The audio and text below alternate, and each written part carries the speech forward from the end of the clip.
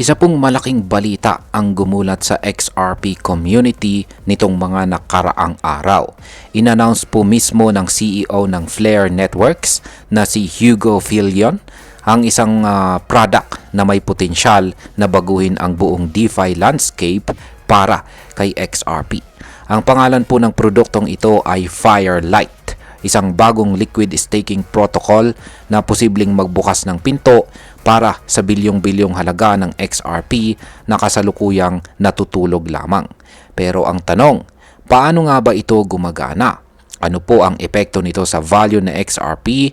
At para sa atin bilang mga Pinoy crypto traders at investors, ay paano po tayo makikinabang rito?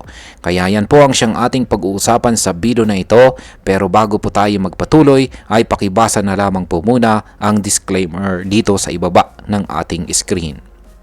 Ayan po siya, ang ating nakikita rito ay ang CEO ng Flare Networks na si Hugo Philion. Ngayon ay simulan po natin sa kung ano po ang Firelight at paano po nito magagamit ang nakatenggang XRP. Ayan. Ang Firelight ay isa po itong liquid staking protocol na inilaunch ng Flare Networks. Sa simpleng paliwanag, ito ay isang sistema kung saan pwede pong i-stake or ipasok sa isang secured vault ang ating XRP. Pero hindi po tayo mawawalan ng liquidity or kakayahang gamitin ito habang nakataya. At paano? Ganito po yung simpleng proseso dyan. Una ay kailangan pong i-wrap ang ating XRP sa pamamagitan po ng Flare system at gawing FXRP. Ayan, FXRP. Pangalawa ay pagkatapos, ang FXRP ay ilalagay po natin sa isang secured vault sa Firelight. Ayan. At ang pangatlo, bilang kapalit nito ay makakakuha po tayo ng bagong asset na tinatawag na STXRP. Ayan. Ang STXRP na ito ay parang representation ng isang naka-stake na XRP. Pero ang kagandahan dito, pwede po natin itong i-trade, i-lend, o gamitin sa iba't ibang DeFi protocols habang ang FXRP natin ay nakalak at kumikita ng rewards sa likod ng sistema. Ibig sabihin ay hindi po natin kailangang ibenta or itaya ng tuluyan ang ating XRP para lamang kumita. Nagkakaroon na po tayo ng passive income habang kontrolado pa rin natin ang ating asset. Ngayon ay paano po ito naiiba sa ibang mga staking systems? Ayan, kung ikukumpara po natin sa ibang staking platforms, kadalasan kapag nag-stake po tayo, hindi po natin pwedeng galawin ang ating coin. Nakalak po ito sa loob ng ilang linggo or buwan. Sa Firelight, Firelight, liquid staking ang gamit. Ibig sabihin ay kahit naka-stake ang ating asset, may ibang token po tayong hawak na pwede po nating galawin or gamitin agad. Kaya kahit na hindi po gumagalaw ang FXRP natin, ang ating STXRP naman ay malaya po nating magamit sa DeFi. At dahil dito, sa XRP ay unti-unting nagkakaroon ng smart contract utility. Isang bagay na matagal nang hinahanap-hanap ng mga holders. Ngayon ay sino-sino po ang sumusuporta dito kay Firelight? Ang isa po sa mga malaking sorpresa dito ay ang institutional support na natatanggap na ng Firelight kahit hindi pa ito opisyal na na-launch. Isang malaking clean energy na yan po ay ang Vivo Power ang nag-commit na ng $100 million na halaga ng XRP sa Firelight.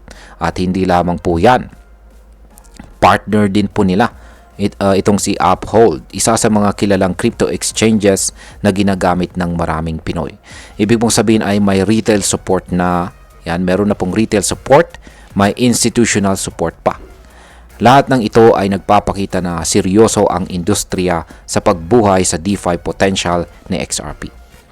Ngayon ay bakit po ito mahalaga para kay XRP? Si XRP ay matagal nang kilala bilang isang mabilis at murang paraan ng paglipat or pag-transfer ng pera. Pero may isang malaking kulang sa kanya. Wala po siyang native smart contract support gaya ng meron kay Ethereum. Dahil dito ay hindi po siya masyadong nagagamit sa DeFi, NFT at iba pang mga blockchain innovations.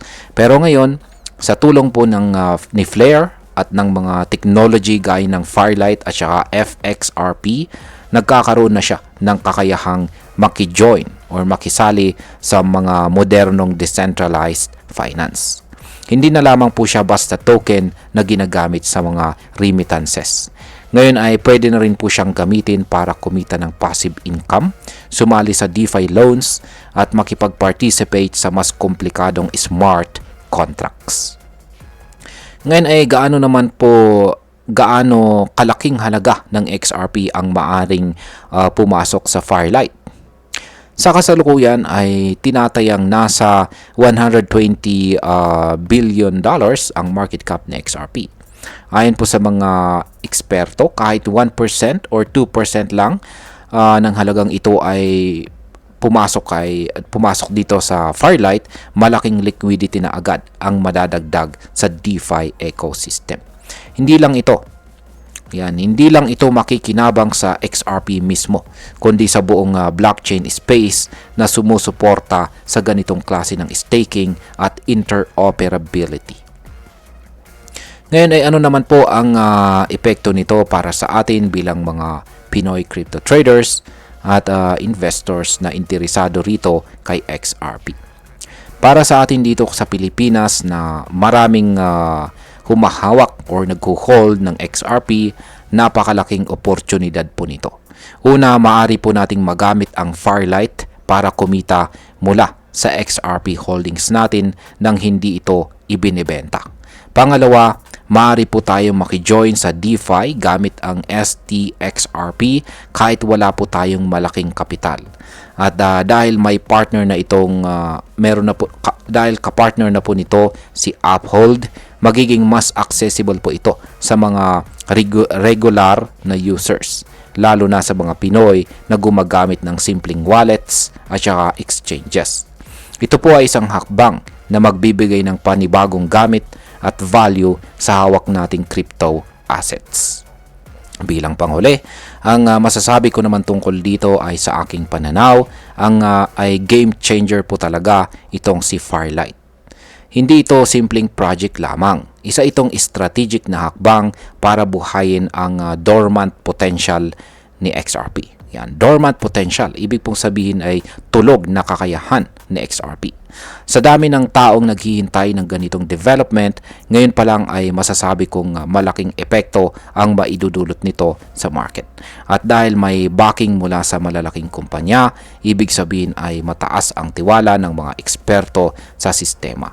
Para sa mga Pinoy na mahilig mag-hold ng XRP at naghahanap ng paraan para mapalago ito ng hindi ibinebenta, ito na ang sagot.